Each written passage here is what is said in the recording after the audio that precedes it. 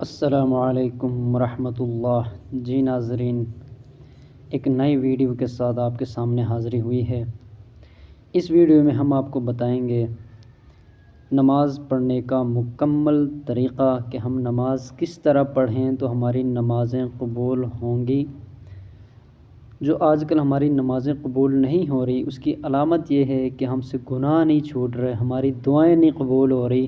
تو بیسک جو چیز ہے وہ ہماری درست نہیں ہو رہی ہوتی ہے، مطلب ہماری نماز ٹھیک نہیں ہوتی، اس وجہ سے ہماری دعائیں قبول نہیں ہوتی۔ جب ہماری نماز میں خشوع خضوع اخلاص نہیں ہوگا تو ہماری نمازیں قبول نہیں ہوں گی۔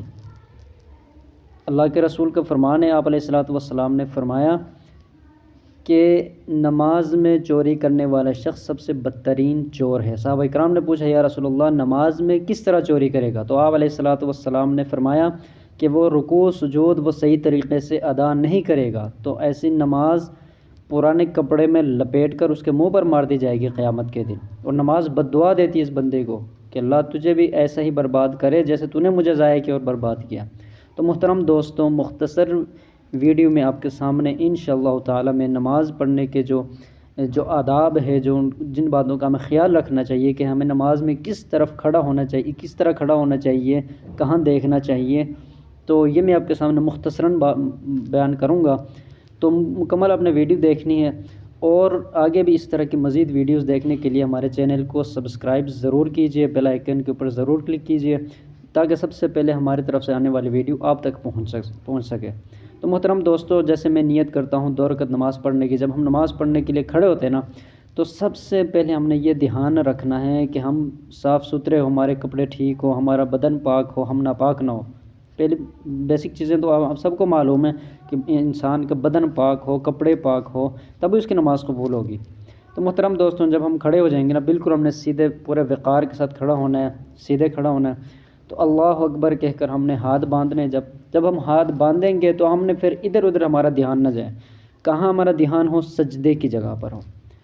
جب تک ہم کھڑے ہوئے کچھ پڑھ رہے ہیں، سورت پڑھ رہے ہیں، کوئی تلاوت کر رہے ہیں، تو ہماری نظریں جو ہے وہ سجدے کی جگہ پر ہوں۔ جیسے ہماری سورت مکمل ہو جائے، ہم نے رکوع میں جانا ہے، رکوع میں جب جائیں گے تو ہم نے نیچے جھکنا ہے، گھٹنوں کو مضبوطی کے ساتھ پکڑنا ہے، اور ہماری نظریں وہ ہمارے پاؤں کی انگلیوں کے اوپر ہو، ہماری نظریں وہاں پہ ہو۔